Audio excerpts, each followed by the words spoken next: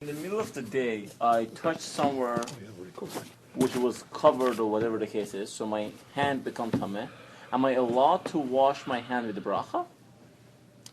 Because if you're arguing that because I touched somewhere, that if I just touch somewhere and I want to study Gemara or something, do I have to just say bracha? So you're jumping ahead of the game, but I'll give you a very simple, I didn't know that I'm ahead of it. a very simply complicated understanding. Can I make a bracha is an interesting question. Because we don't want to say bracha levatala. Right. So what dictates a bracha levatala, saying a blessing in vain? Is safek bracha ma'akel. If it's the bracha, it's fishy, you don't say it. So what would make the bracha fishy? That's interesting. But what would make a bracha a safek? What would make it a safek? Suffix amongst poskim for itself makes it a suffix. So it could be that if you were the Rambam living in the Rambam's house and you never heard of the Rashban, so then you have no safek. You would wash your hand, whatever you hold that reason would be. Because today you have 5 different reasons for why you wash your hands, and at best touching your hand would maybe cover 2 of those reasons. Touching part of your body would cover 2. So you would be able to wash your hands. Yes, you would have to because of those 2 rabbis who said you should. But to make a bracha, the other 3 would say you don't need to make a bracha, in which case that's a classic example of safek brachot lakel. When in doubt, a person should be lenient. Though we're going to wait until we see practically inside. There are opinions regarding this matter. So let's look inside on page, And so according to this opinion, it sounds like the more tznius the person is, the more unclean his body is. The more tznius, the more unclean. Yeah, the more he he's covers, right. You're right. Absolutely. The more uncleanness he has. Absolutely. How come? So you have to say it the other way around. Okay. I'm sorry. Impurity and purity are directly related to each other. So if something has the potential of being impure or pure, it has the possibility of being impure.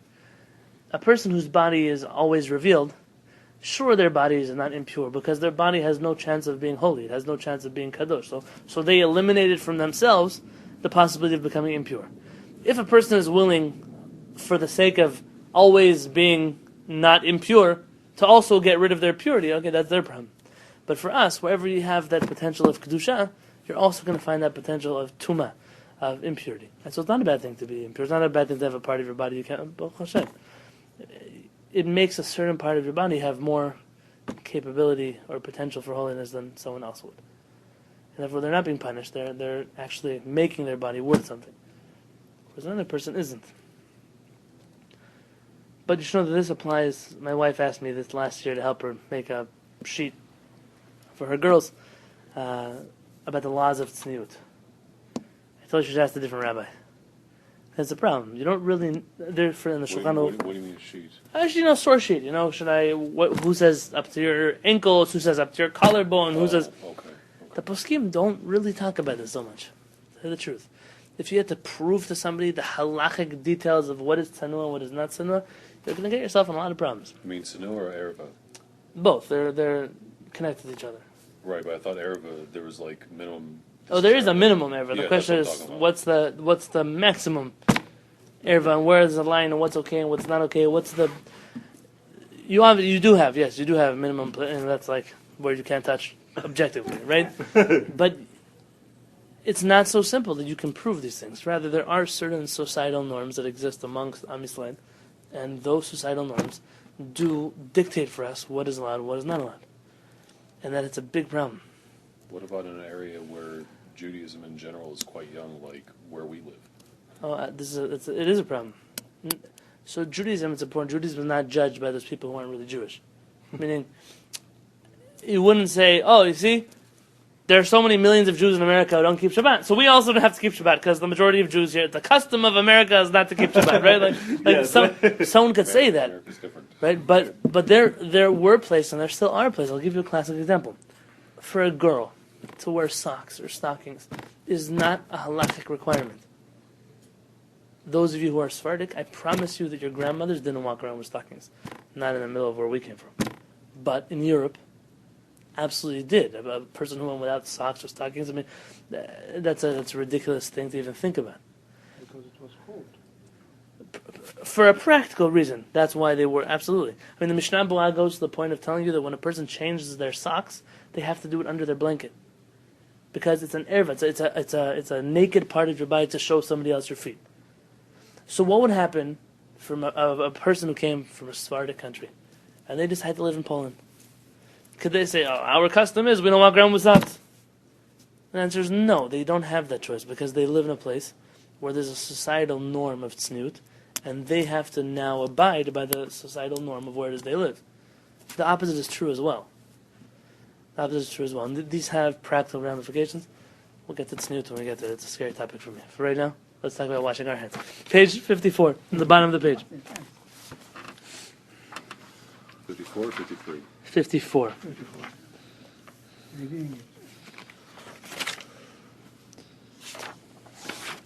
No, we did this. No, 56 at the top. Mechina. I'm sorry, I'm jumping around. 56 at the top, letter Hey. This is a question that comes up quite often. Probably most of us fudge our way through it. What does a person do if they wake up in the middle of the night and they really need that glass of water? Or they really need to study that page of Gemara they forgot to study in the middle of the day. And they woke up at 3 o'clock in the morning and said, I need to go take it off the shelf. Do I have to wash my hands in it? Practically, let's stick with a cup of water. Okay? What happens? What do you do? You have to. No, like do this. No, you can touch yourself and say bracha. Wait a minute, is water available or no? Yeah, let's assume we live in houses where water is available. Okay. Yeah, then it's not that. Well, If you want to drink a Tell me what you do. I wake up in the morning, it's 3 o'clock in the morning, I get out of bed. What do I do in order to drink the cup of water? Back to bed, right? Planning to go back. Good point. I'm planning to go back to drink bed. water and go. Ain't it sardlich lito yadav? Then, if I'm afraid that my sleep can run away, if I will wash, then I can just rub my hands with some blanket or something. So maybe I shouldn't make a bracha on a cup of water so my sleep won't run away either. I mean, where do I draw that line? I'm not saying you're wrong. I'm asking you where you draw the line. So what do I do? Pred, I wake up and I what do you tell me I should be doing? In the ideal situation, doing it all at that time. If you're afraid that because of cold water sleep can run away from you, you can rub your hands to the blanket or something. Do I make a bracha on the cup of water? Before you drink it? no, because you are not enjoying it. You're just like. Okay, so it's a cup of orange juice. So let's, well. No. What? But you didn't wash your hands. But your hand is not touching. You go to the glove level that You're not wearing gloves. You're drinking orange juice without gloves. Okay, what does someone else do? You wake up in the middle of the night, 3 o'clock in the morning. What do you do? Never happened to anybody before. Ask her up. You call your You mom. call. I'm gonna kill you. I'm gonna kill you. The next day, If you never want him to talk to you again, you call him at 3 o'clock in the morning. the next day you find another rope. You know that story? You know that story about the lady, old lady, 3 o'clock in the morning calls, Rabbi, I need you to come to my house urgently. So, this lady, she's in her late 90s. It's probably, she needs a rabbi next to her bed. So he gets dressed. It's cold. He runs outside. There was 3 blocks over to her house. Opens the door. She's walking. She's talking. She's okay. He says, what can I help you with? She's like, Rabbi, remember that Yom Kippur speech you gave last year? He says, yeah, why? You remember it still? She's like, I don't remember a word. It put me to sleep. And my doctor says I'm suffering from insomnia. I really need your help. Maybe you could stand here and give the Yom Kippur speech again. That's amazing. 3 o'clock in the morning, I would call you should always have, by the way, I have it in my pocket, always a rabbi in each time zone. California, New York, Israel. Really? Yeah, sometimes you can't call somebody. I'll tell you, especially for people who are married, sometimes there are questions that come up. You can't call somebody at 4 o'clock in the morning. So you have to call somebody in Israel. So I have someone in Israel. You should go. It's something to think about. So, says Rabbi David Yosef, Hakam mimitato. What's the answer? Well, we're learning. Hakam mimitato, one who gets up from his bed. Be'emtza, in the middle of halayla, the night. V'rotzen, he wants to drink mayim, water litzameo, for his thirst. He's thirsty. Eino tzarich, he does not have to litol yadav. Wash his hands. Ela, rather, yeshafshef yadav, he should rub his hands. B'mide demenake. In yeshiva they say mide de monkey.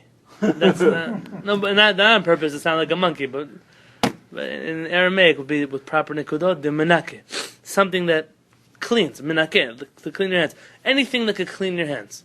Find the fur of a monkey. You know? Exactly. Please don't do that. You'd have to wash your hands after that also. I'll give you an example. Today in the afternoon, I was making something for lunch, and I touched something, and I couldn't reach the sink, so I had a paper towel, and I cleaned my hands on a paper towel. There are things that you can clean off on a paper towel. So anything that you would use to clean your hands without water would also work. Mida de menake, this falls in this general category of things you would rub your hands on. Dahainu b'tzror, this could be tzror is an evin, a rock. People used to wipe up their hands with rocks all the time. A pebble. Or be'afar, or with Dirt. Yeah, dirt, dust. It's funny, right? I'm going to clean my hands with dirt. No, but like I remember, I remember working out in the yard. If your hands are muddy, what do? You find some dry dirt, and it'll rub off most of the mud. Sure, tell you, you've never done it before. You've been at the beach, or you're sitting on a park in the grass, and you go like this. And what are you doing? You're making your hands more dirty. And says, no, you have dirt in your hand. You're using that to wipe the rest of it off. There is such a concept. You would do that. Or bekisam, or with kisam literally would be a toothpick, but wood. Or bakotel, this is make your wife happy, or with a wall. Not the kotel, like in Jerusalem, with the wall. You know, when I lived in the old city in Jerusalem, whenever we miss Shacharit, and the Rosh Hashiva would ask you, so where did you pray? I said, by the kotel. You didn't have to tell him which kotel, just the kotel in your room also. It's also a wall. Yeah? Or bekora, or with a beam, a pillar, something in your house. Or b'mitpachat kasha, or with some kind of hard kerchief, something substantial. Or b'sadin, or with sheets, or b'mapa, or with a tablecloth. All the places you tell your kids not to wipe their hands, exactly over there. Or b'vgadav, or on your clothes. If a person's wearing a shirt or pajamas or something, you wipe your hands on your clothes.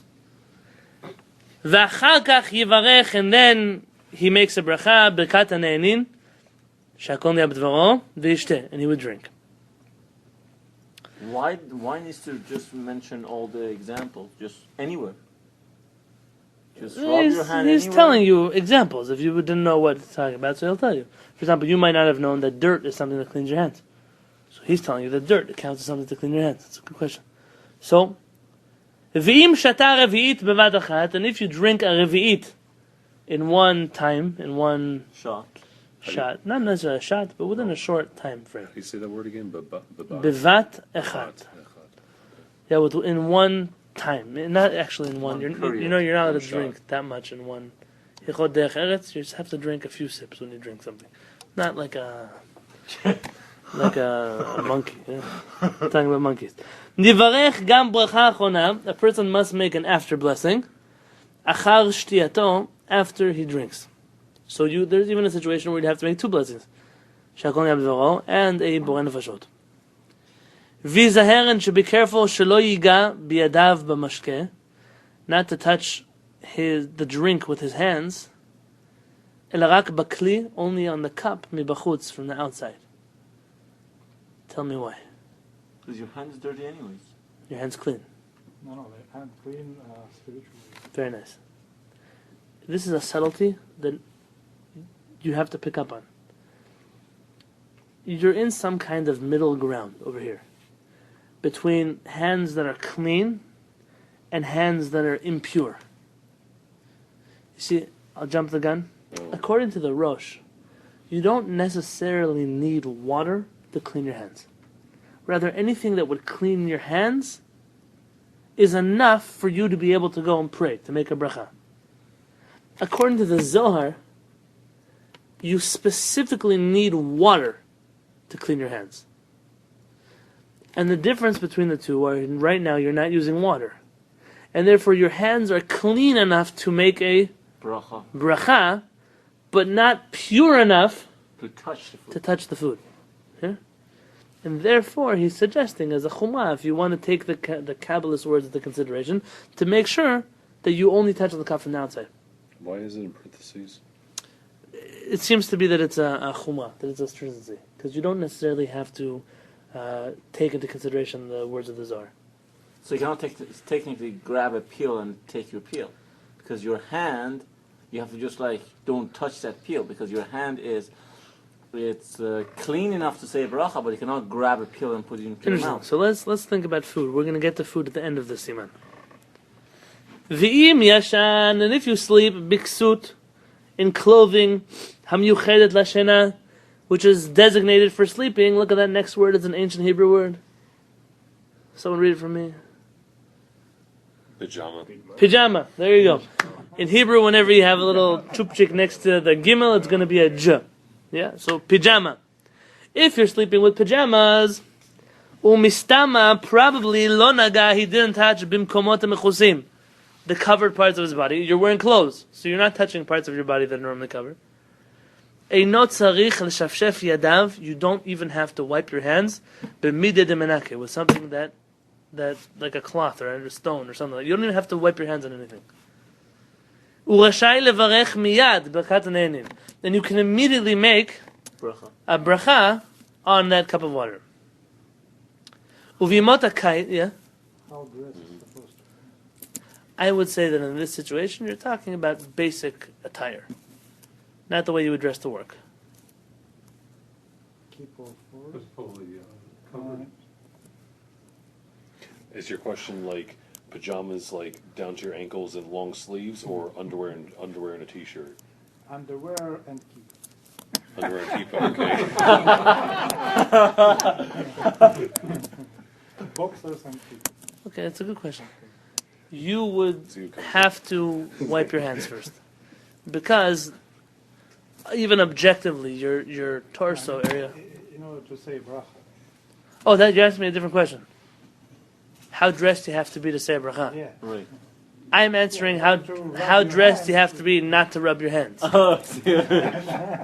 No. According to that, that's not considered sleeping with pajamas. That's considered sleeping with something, thank God, but not pajamas. Yep. To answer your question about how dressed you have to be, we'll get there. It's all in this area of Shulchan Aruch. So, Uviyamot HaKayit, what about the summertime? What happens in the summertime? You're a little bit less modest. People are a little bit less dressed. It's practical that way. Shushanim bebeged patuach, they sleep with more open clothes. V'yesh chashash, and there's a doubt, shema naga, maybe he touched b'mukomot ha-mechusim, in the covered places. Yishafshef yadav, he should wipe his hands b'midei demenake, with any kind of cleansing item, kodem shivarech v'yishteh, before he makes a bracha and he drinks. Fair? So when you're less dressed, you have to first wipe your hands. If you're more dressed, then you would you would not have to wipe your hands before you make the bracha. So now we have an interesting point. It would be pretty dressed, yeah. It would be pretty dressed. One moment. Just look this thing up first.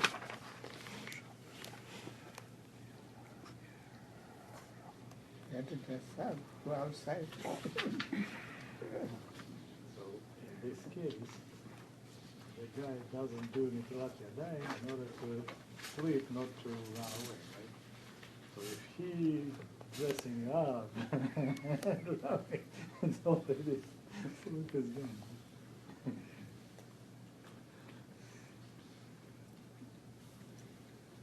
This next halakha is an interesting one.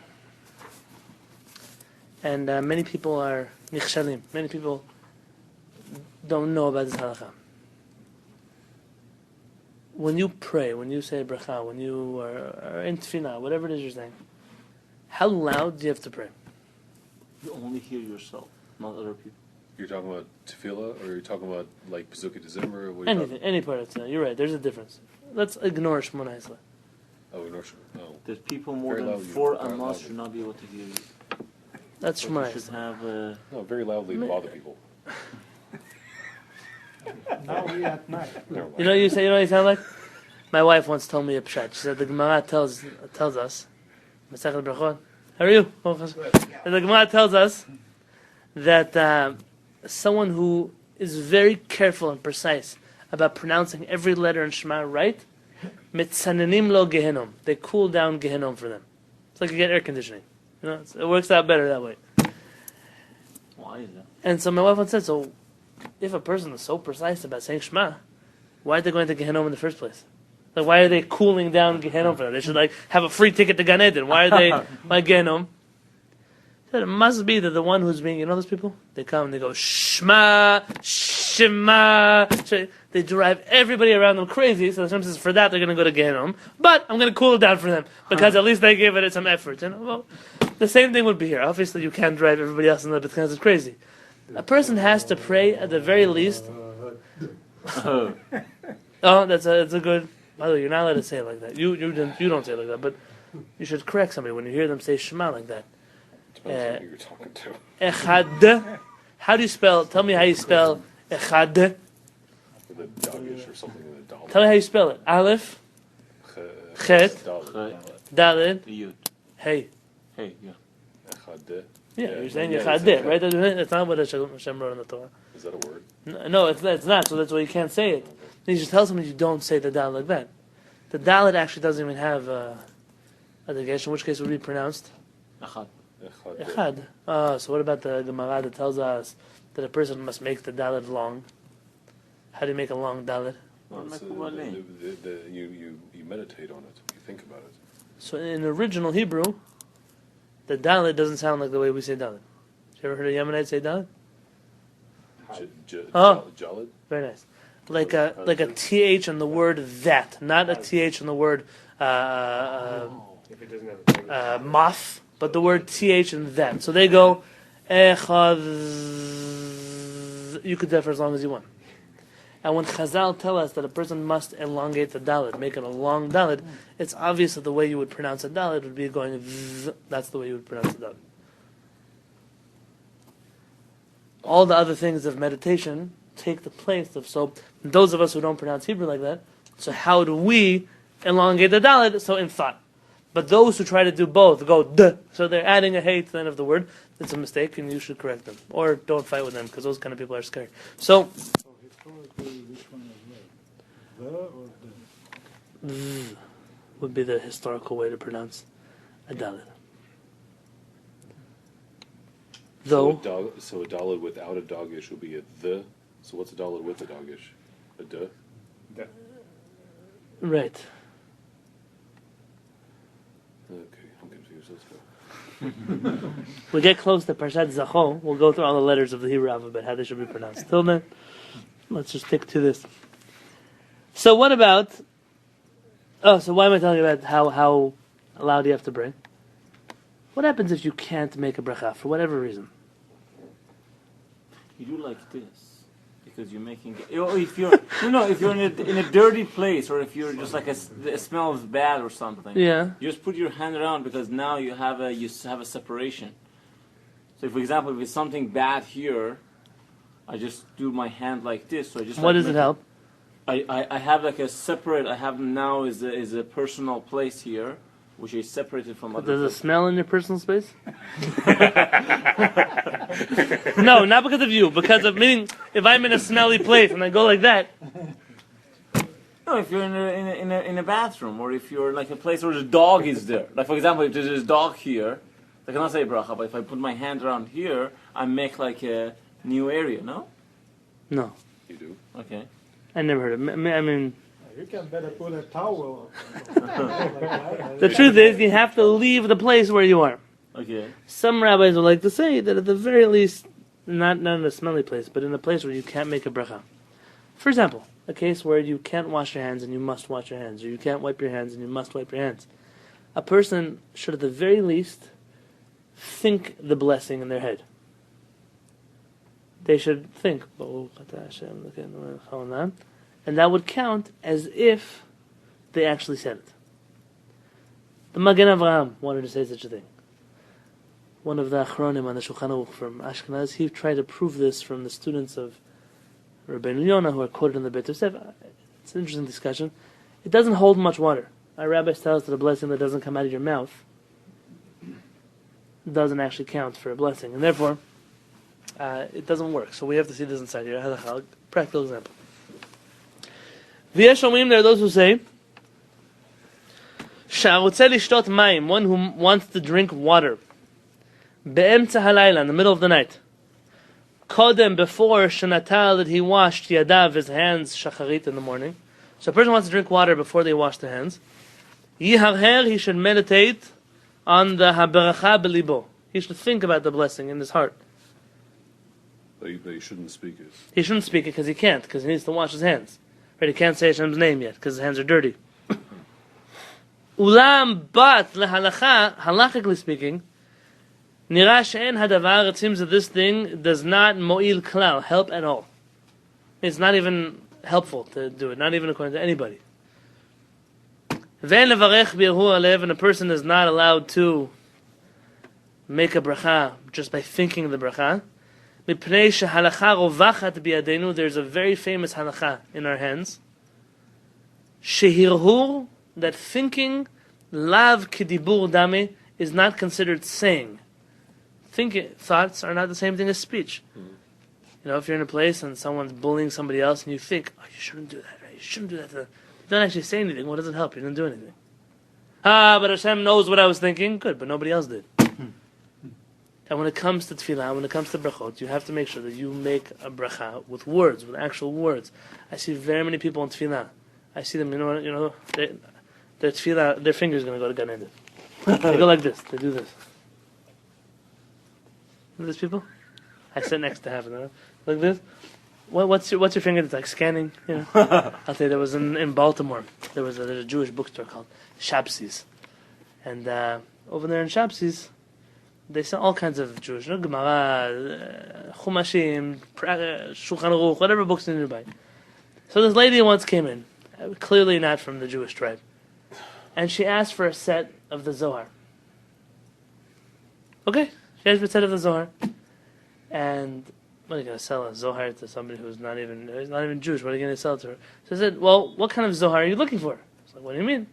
It's like, well, we have this edition of the Zohar, that edition of the Zohar. We have, which one are you looking for? I said, well, I don't know which. I need the edition that when I open it up, I can meditate my fingers over it and I will get all the energies through my hand. I said, oh, that one. We don't sell that kind here. Yeah, and she went, some people have some interesting things. When we're in tefillah, our finger isn't going to pray for us. We have to use our mouth. You should think of it. Sometimes we don't pray loud enough. We should make sure to say a little bit more. But how about if you're just like eyeballing it, you can read it better and it's easier for you than just so like your eyeballs will go to Gan Eden. You look like kind of funny. There's a finger, there's an eyeball. You don't know what the recipe is. Our mouth, it has to say tefillah. Hashem, Sfatai, Tiftach. Hashem, open up my lips, not my eyes. But then, like pronunciation, you can just like say it more clear, and you're just like looking at it and pronouncing it will take you longer. And imagine if you went to the bank and you asked to make a withdrawal, and you did it just by thought. You came in and said, "Oh, how can we help you today?" And you, it's not, maybe you think it better than speak. At the end of the day, HaKadosh Baruch Hu wants us to use our mouth. So practically, a person would have to make sure to wash their hands so they can make a bracha. What if a person thought out the bracha and didn't actually make it and drank the water? Well, doesn't say bracha and drink it? Yeah. What will happen? Isn't it stealing because we don't get the permission from Meaning Hashem? he's doing an avera. You drink water without a bracha. It doesn't help at all. When he says it doesn't help at all, he means at all, not according to anybody. It does not, no one's going to be there helping us out after 120.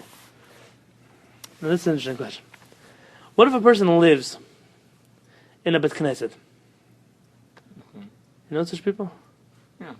Let's say in Israel, Sure. sometimes you'll find people they sleep on a bench in the Bet Knesset, or it's a college campus. For example, like in San Diego State, they rent rooms upstairs and there's a Chabad house, and they'll kind of. So maybe there's a chance you'll hear Kaddish before you wash your hands. Like Batlanim. Like So what do you do? Sit down to Sibrach, right? So what do you do? Do you answer Kaddish? Do you not answer Kaddish? Do you go run to the sink and wash your hands? What do you do? Well, you say amens, but you don't say Yeshua Merabah. Because Yeshua Merabah is So the most if you're going to important. answer the question, then you have to tell us why. Because Yeshua Merabah is the most is the important part. So, like, if you're in the middle of in some areas, if you're the More between- important than Amen? Yeah, Yeshua Merabah is more important than the no. Than Amen? No, not the amen. Oh, so then why can you say the Amen, not the Yesh Merabah? The first. I know the. So how about first let's look at it inside. Good. So it says Im Shama Dvarim Shebikdusha. If a person hears Im Shama, if a person hears Dvarim Shebikdusha, things that are holy, Kaddish, Kedusha, Brachot, whatever it is. Kodem Shenatan Yadav, before he washes his hands Shacharit in the morning. Kagon Kaddish, like Kaddish or Kedusha or Baruch Hu, which is more important, Kaddish or Kedusha? What's Kaddish? Kaddish. What's Kaddish? Saying Kaddish. Itkadal, Itkadash, and Kedusha is Kadosh, Kadosh, Kehillat, right? Which one's more important? Kaddish. Kaddish is the main part of a prayer. Kedusha? Kaddish. Kaddish. Kedusha. Who's right? I don't know. Fight it with him. What are you looking at me for? It's, Barry said Kedusha. it's always we have machloket. Kaddish, Kaddish. No, Kaddish is the most important part of Tefillah. The most important part. Every time they say Kaddish, to just listen, to stop and listen. I see people down there, they walk around, they're folding their talit, and they're talking to their wives, to the meetings, or whatever they do. Kaddish is something we stop and we listen to. Why is the father not sitting during Kaddish? Who said you stand up for things that are important? Because they're important. The Ashkenazim do. The Ari Kadosh sat down for Kaddish. See? He made a point to sit down. When he wasn't standing, he sat down. He didn't make a point to ever stand up, unless they started saying it when he was standing, so you don't sit down. If someone comes in, you specifically sit down when they come in, so that means something. But you don't have to stand up for Kaddish, not according to the Sephardim. According to Ashkenazim, you do. Well, what happens if Why you doesn't he? finish your own davening before the Kaddish begins? Kaddish or Kedusha? Not Kedusha, Kaddish. Kaddish. It depends what part of Tefillah you're in. Well, You Almost. cannot stop Hamida. But No, everything no, else- No, he's talking about, let's say you're I in mean, like, Tachnun or yeah. something like that. A general rule. Pretty much anything before Baruch Hu and between anything before Baruch Hu and after Shemona Esrei, you would answer Kaddish to. Pretty much. I'm giving a general rule. Finish. Even if you didn't finish, you would stop, you would listen to Kaddish, say Amen. Amen. Amen. Amen. Right? And you would do that until you finish Kaddish and you would continue praying. But if I'm not mistaken, in the blue Sidurim, Tilat Hashem, they have a chart in the back of all the times you could start and stop. Most of it is accurate for us as well. Most of it. Not all of it, most of it. And you could follow that chart in the Tefillah. You can even photocopy it, put it inside your Sidu, and to know when to start or stop. But I did that for 1 year, and then I already knew where to start and stop afterwards. It'll help you if you train yourself. Every time they do something, to go look where I'm at. Basically, there's a chart that says where you're at and where they're at, and it'll tell you what exactly you can say. But after Baruch Hu, up through the... Basically, between Baruch Hu or Yotzei Or, if you're praying alone, and the end of Shemona Esrei, that's you and Hashem time. Nobody else interferes in that time. There are exceptions. There's always exceptions. But I'm saying as a general rule, in life, those are the times that just stay with your Siddur. So, let's say you hear Kaddish or Kedusha or Baruch Hu. V'chen im shama bracha, you hear a blessing, shetzarich la'anot achei amen. You have to say amen after that blessing.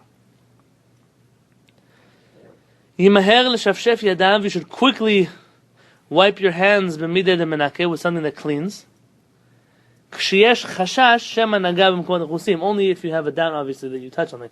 If you're dressed and you don't have to do this step.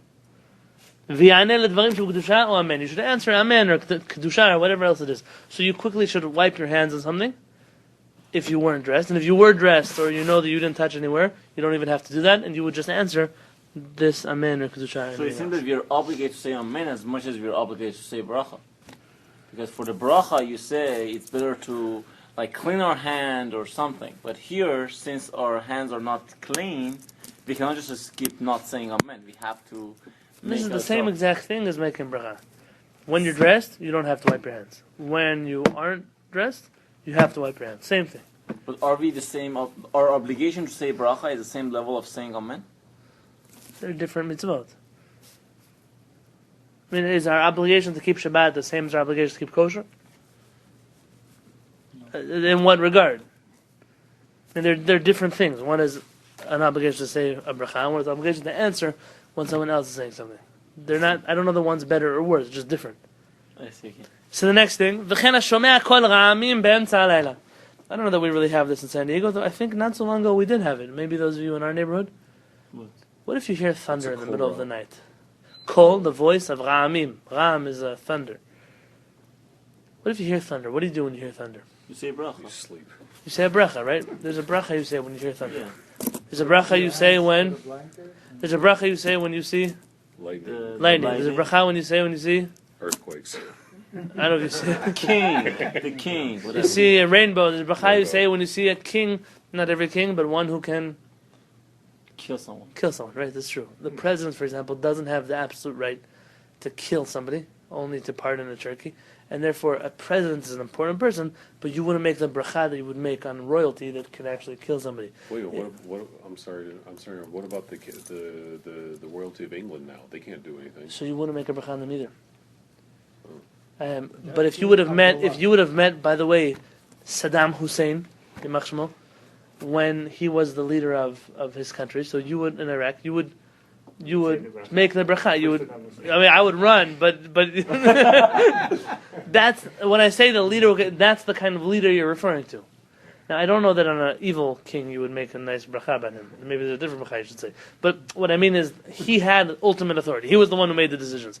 You don't really have a form of government like that, Baruch Hashem, anymore, and therefore you wouldn't make the bracha on kings. You would make a bracha also on certain Torah scholars. Someone there's a special bracha you make. I made this bracha on Chacham Ovadia when I saw him. He normally says that it's bracha levatana. He screams at you. You shouldn't say the bracha on him. But a bracha shechilak michochmato nireav.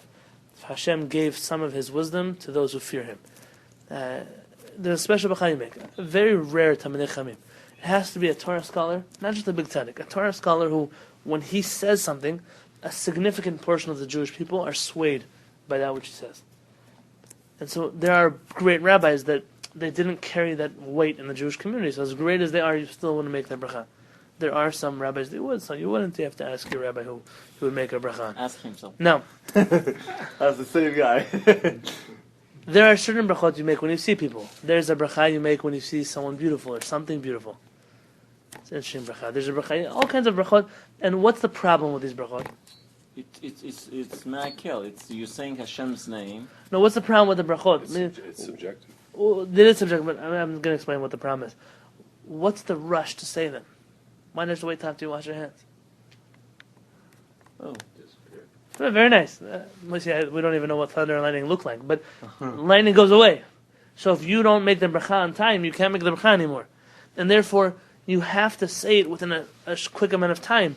And in order to do that, you probably wouldn't have a chance to run over to the sink. That's why these specific brachot are being singled out.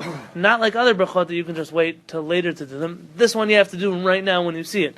So, says Rabbi David Yosef, V'chen hashomea kol ra'amim, one who hears the voice of thunder, be'emtza halayla, in the middle of the night, o baboker, or in the morning, kodem shnatan yadav shachrit, before he washes his hands in the morning, yishafshef miyad yadav, he should immediately wipe his hands b'midei demenake, in any cleansing material, cloth, fabric, wood, stone, dirt. walls, your friend, whatever it would be. Kashesh chashash, when there is a doubt, shema naga b'mkomot hamchuzim.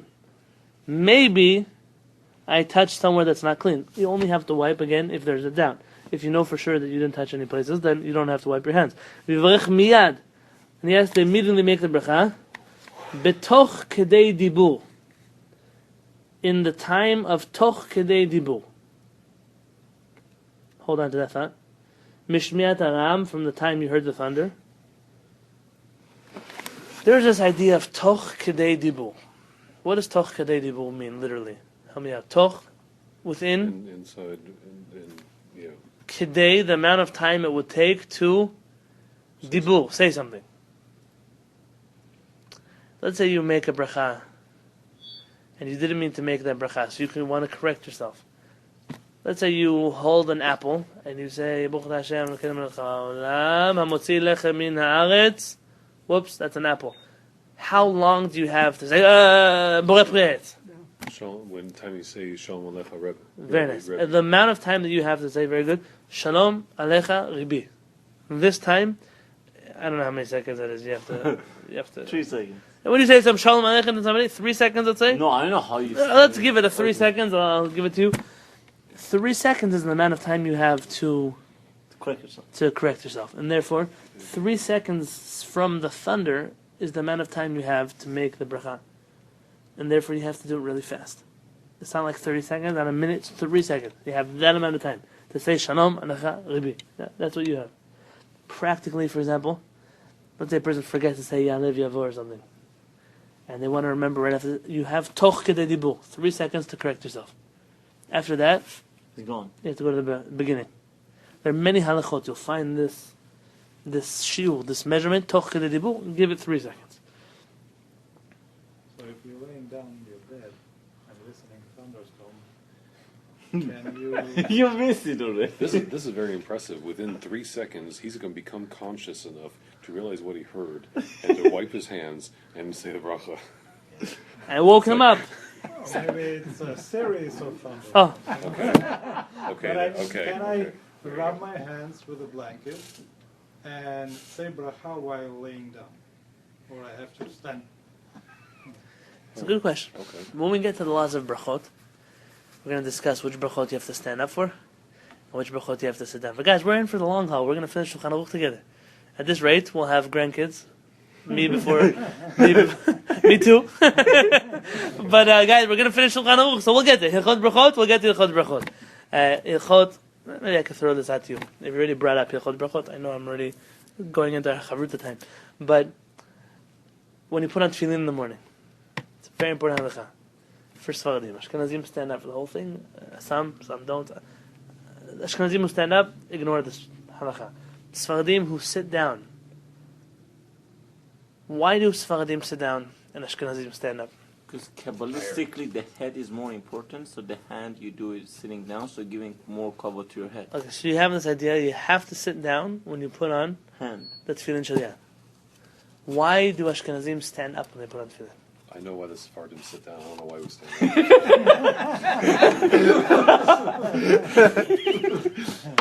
The Ashkenazim stand up because the Ari Kadosh, the Kabbalists mentioned, that you must make the bracha of putting on tefillin standing up. That's one of those brachot you have to make standing up. So here's what happened. Instead of someone coming up with a practical solution, the Ashkenazim said, I have to make the blessing standing up. I'm doing everything standing up. The Sephardim said, I have to put on tefillin sitting down. I'm making the blessing sitting down. So what do we do? Talmidei Rav Peretz. We stand up. We put the tefillin almost where it's supposed to be. We make the bracha, and immediately we sit down and tighten the knot. You say the bracha standing up. We say the bracha standing. I say the bracha standing up. No, because I see people doing this, and I know ways Sephardim do that, because even the Balatanya mentioned this in Shulchan Aruch. Very nice. See? But I was wondering if someone's going to know that. But the Balatanya does mention for every bracha you have to stand, except for shchita and lahafrich challah, because they're only for preparation for food, so you can sit down with that. But every other bracha you have to stand up. So I see people, I see people doing this. Sephardim sit and Ashkenazim stand. Both of them are making a mistake. The proper thing would be to stand up for the bracha and sit down. All for the bracha you have tefillin. to be standing up. Again, whenever we say all brachot, so you're going to have. So if I wanted to eat Jack apple said or you're going to have something, exceptions, right? You're always going to have You're exceptions. gonna have like an That's apple gonna be or something. I have to just stand up, say bracha. Forget Hilchot brachot. We're going to talk about which brachot we're going to stand up for and which we're going to sit down for. Right now, So bracha standing up, then sit down, and tighten tighten the knot stand and up. put it That's to. right. Again, if someone has a minhag from their parents, I'm not telling you to break that minhag. Rather, if you were to ask me what's the proper way to do it, that would be How the about proper for way to do it. stichli? Do you say You're already standing up. You don't sit down for that. You're already standing up. Yeah. So you just stay standing up. It's important to know the way you put on your tefillin is the way Your father did it. is the way You can't tell me. is the way you take it off. Yes. Sephardim have to take off their tefillin shalosh standing up, and their tefillin shalyad sitting down. Ashkenazim have to take off their tefillin standing up, not sitting down. And therefore, a Sephardi who takes off his tefillin standing up is breaking halakha. He has to sit down for when he takes off his tefillin shalian. There's this idea that you take off your tefillin the same way you put it on. Okay, we have Hilchot Tefillin. I'll tell you that this book ends halfway through Hilchot Tzitzit. So we'll get to Hilchot Tefillin, V'ezrat Hashem, but by the kids, not by the grandkids. Okay, except for those of you who already have kids, so maybe by the wedding. What's the bracha you make on thunder? Very nice. Vivarech miyad, you immediately make the bracha, betoch kedei dibur mishad aram, within that 3-second time, birkat shekocho ugvurato malei olam, his strength and his gvurato, his strength. Okay, his mightiness and his strength, and malei olam, fill up the entire world. That's the bracha that a person would make. What's the difference between koyach and gevura? It's a good question. Okay. I was going to ask you that question. Oh. So, Zayin, last halakha for tonight. Here, maybe we'll go home to learn more halachot. Don't have to stop now. Hakam mishnato be'emtza halayla, one who wakes up from his sleep in the middle of the night. Uvda'ato lachzor v'lishon, and he has all intention to go back to bed, not to stay up, to go back to bed. Mutar leharher, he's allowed to think about bedivrei Torah, words of Torah, below without shitol yadav shacharit, without washing his hands. Why? What? Can you say it again? If a person wakes up in the middle of the night, they plan to go to sleep, but they have that urge to learn that daf yomi they didn't do today. Okay. Yeah, it happens to you most of the time, 2 o'clock in the morning, right? Yeah. So, are you allowed to learn? And that's the first time I've No, heard of it. mutter lehirur. Oh, very nice. You're allowed to think about it. Tell me why. You already know something about thoughts. It's not the actual action. It doesn't actually count as saying, and therefore, you would be allowed to You're not doing the mitzvah Talmud Torah. oh, very nice, because the Rambam tells us when you learn Torah, you have to Speak. say the words out loud. The famous Rosh Hashiva's wife used to walk around the Beit Midrash, tell people, you have to say it louder, or else you're not going to remember what you're saying. Oh, you should always tell people, the Rambam says, you should always scream at people. The same, it's true. When you think about Divrei Torah, you don't have to wash your hands. Vishashef yadav tchila b'smicha b'vgadav. But a person should still wipe his hands first on something. Obviously, only when you're in doubt as to whether you touched a part of your body. What happens if a person does not want to go back to sleep? He should wash his hands first. Okay. It says nachon. It's like it's proper. It's proper. Proper. Like Yeah, because there is no reason not to wash. I know, but he's not saying it's usher. Okay. V'amachmir, one who's strict. Liton yadav, to wash his hands, bechol inyan, in any case, whether he wants to go to sleep or not go back to sleep. Kodem she'acher b'divrei Torah, before he thinks about divrei Torah, tavo alav bracha, he should Get a bracha for that. he'll get a bracha for that. Yeah. So since that thinking about the Torah is not actually action, why we are in the bathroom we cannot think about the Torah? Very nice. If it's not an action, Very nice. It's a good question. Just like why you're not allowed to think about divrei Torah before you make the blessings on the Torah. well, you're not. Yeah, you cannot say bracha. So here You can't it's saying think it's about okay. Torah Here it's like before you make the blessing of because Torah. Torah in the morning once you're chayav in it. Right. So you're right. Tefillah must be said. Torah, you get a mitzvah for thinking about Torah. But thinking about Torah is better than Nothing. It was Torah. speaking out the Torah. And Torah learning doesn't have as much to do with speech like Tefillah does. Tefillah is intrinsically connected to your mouth. Whereas Limud Torah can be something your mind does, whatever it is, your mouth does, you hear someone else teaching Torah. And by the way, it's not so simple. Chacham Ovadia, for example, writes that in the shower, a person can listen to Torah tapes. Wow. Not the bathroom, the shower. If it's separate from the bathroom. Right. Which most people probably don't have. Oh, because it's a base merichas. Right. It's an interesting halakha like that. But let's just very quickly, I'll tell you a story about it. I once came to Rav Peretz in the morning. I came to talk with him about something. And everything I was telling him, he was falling asleep. Not like, he was like, out of it. He said, what happened to you? I don't even ask. So I'm asking, I want to know. He said he woke up at 2 o'clock in the morning. He was going to go to the bathroom. And as he got into the bathroom, he said he thought of some chidush, of a novel insight in the laws of avelut, of mourning. And he said he has to look something up, unless he wants to make sure he's right, and if not, he's going to forget it by the morning. So he went to his bookcase, and he was looking at this book, and he started learning about the question that he got. And it already came time, someone knocked on the door to take him to Shacharit.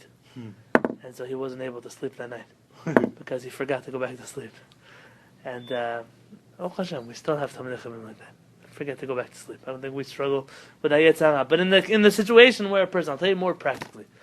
Let's say, I know that I sleep with my phone next to my bed. Sometimes people call me, sometimes people text me. It's happened to me before. 2 o'clock in the morning, someone's afraid to call me, but they text me. And sometimes I answer back. If it's a pressing question, I'll answer it back. And I do it without nitilat yadayim or anything like that. I'll write back an answer and I'll send it back. It could be that someone told me they asked me a similar question. If they get like parsha emails, and the email comes to them in the middle of their sleep, can they look at it? They're holy people in the world. They're looking at their emails while they're sleeping. So, yeah, it could be. According to this, what we're saying is if you know your hands are clean, you're able to read your parsha email, and then go back to sleep if it didn't put you to sleep already. I'm impressed with all these people waking up. Oh, see that? Guys, let's wrap up tonight. This siman is very long. We have until... What page did I tell you last time? Until page 111. We're going to finish the siman. I did not forget... For Siman Dalet is 53 to 111. Yeah, 111. First part, Wow. the first chapter right now. We're still in the first sentence. Yeah, Yeah. I mean, it's amazing. Let me tell you, Rabbi Yosef Cairo wrote how many volumes of Shulchan Aruch? Anybody know? 4. 4. Yeah. He actually wrote 30. You know that. Maran wrote 4 books that split up into 30 parts. Right, for day. So that every day you can learn one part, and every month you finish Shulchan Aruch. It was with the assumption that people knew all of these things. And so when they were reading Shulchan Aruch, obviously we know exactly what he's talking about here and over there. And as time went on, the Shulchan Aruch became a more cryptic book to learn. And ironically, the Shulchan Aruch has commentaries. The Shulchan Aruch was a book that was written in the dreams and hopes of never having another commentary written on a book again. Because it was supposed to be like, that's it, bottom line, everybody, right? This is good to go. If you want commentaries, to go to the Bet Yosef, not to the Shulchan Aruch. And ironically, today we have, I mean, look here, these are all commentaries on the first, these are some of them. I have one of this also. Commentaries, not the ones already on the Shulchan Aruch and the back of the Shulchan Aruch and that Rabbi David Yosef writes, and the ones that Chacham Ovadia writes over there in the back. These are more commentaries. I mean, it's a book that has so many details that have been read into the lines and analyzed and taken out and put back in and all those things. That's why it's important when we learn there's so many details. And you're right, we're only the first halakha. I did not forget, though, that we still didn't make a siyum for Siman Gimel. I didn't forget. So I'll tell you that we moved, Baruch Hashem, for those of you who don't know, we moved to a house down the street. We didn't buy it, we were renting it. As soon as my house gets unpacked out of its boxes and its shelf, we'll be hosting a siyum in our house for the entire Kollel. Even those of you who just joined us, please feel free, your wives, your kids, everyone is welcome to join us, like we've done before. We'll be making a dinner and we'll be having a siyum on Siman Gimel. The next siyum, you better eat a lot, because the next siyum is going to be in a few pages. We're going to get there. It's not so tough. These halachot, though, are very crucial to understanding a lot of what's going to go on in Shulchan Aruch now.